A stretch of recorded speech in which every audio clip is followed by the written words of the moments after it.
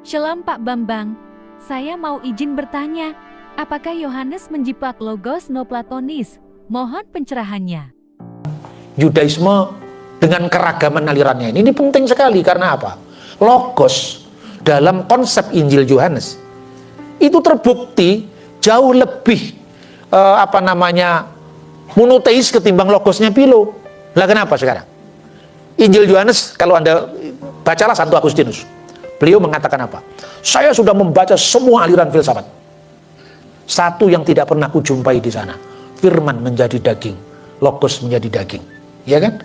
Berarti alam pikiran Yunani itu Anda baca mulai dari Plato, mendamaikan antara Heraklitus, Pantarai sama filsafatnya Epimenides, segala sesuatu mengalir, yang segala sesuatu berubah, satu yang tidak berubah adalah perubahan itu sendiri. Sampai itu kan kemudian didamaikan oleh Plato dengan legenda orang di gua itu, bahwa yang berubah-ubah itu dunia temporal, yang tidak berubah dialami di sana. Itu kemudian diterjemahkan zamannya Helenisme, bahwa logos itu sebagai intermediary being yang bukan Allah, bukan manusia, bukan kosmos, bukan theos, bukan kosmos. Ini baina, jadi bukan Allah, bukan manusia.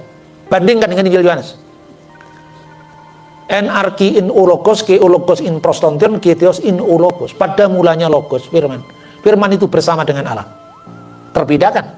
Firman itu Allah, tak terbedakan. Satu. Mana ada orang Yunani yang mengatakan logos itu adalah Allah? Terus kemudian, firman itu telah menjadi manusia. Di mana ada ajaran filsafat Yunani Helenisme yang mengatakan firman jadi manusia? Itulah yang sangat revolusioner dilakukan oleh Injil Yohanes. Firman sepenuhnya Allah, tapi juga ketika turun ke dunia sepenuhnya manusia. Ini bertentangan dengan ajaran Yunani. Nah sekarang bandingkan dengan Philo. Philo mengatakan apa? Logos itu deuterotheos, Allah kedua. Philo gagal mendamaikan monoteisme Yahudi dengan Helenisme. Tapi Injil Yohanes dengan sangat jelas mempertahankan monoteisme sekaligus kekasan firman. Apakah firman hanya dihayati dalam konteks Philo? Tidak. Anda bisa melihat Targum. Targum itu menampilkan firman sebagai memra dalam bahasa Arab. Dan memra itu dipahami, misalnya, ketika Tuhan yang transenden, yang tan keno kino yang opo, yang nggak tersentuh, itu ada di sana, transendensi ilahi. Maka dikatakan tetap Allah, Elohim, tetap Adonai. Tapi begitu Tuhan itu berjalan-jalan di taman pada pada suatu hari yang sejuk, Tuhan kok berjalan-jalan?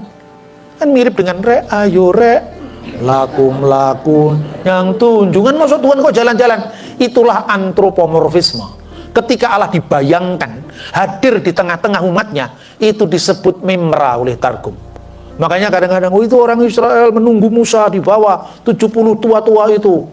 Maka mereka bertemu dengan Allah. Bagaimana umat ciptaan bisa bertemu dengan Allah dan tahan dengan kedahsyatannya? Maka dikatakan mimra min khedem Allah. Firman yang bersama-sama dengan Allah menemui Israel. Tapi ketika menunjukkan Allah yang transenden, dikatakan Elohim.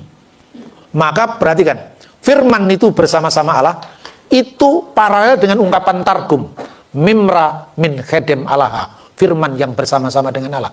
Tapi ketika Yohanes mengatakan, firman adalah Allah, mimra Allah. Firman itu Allah.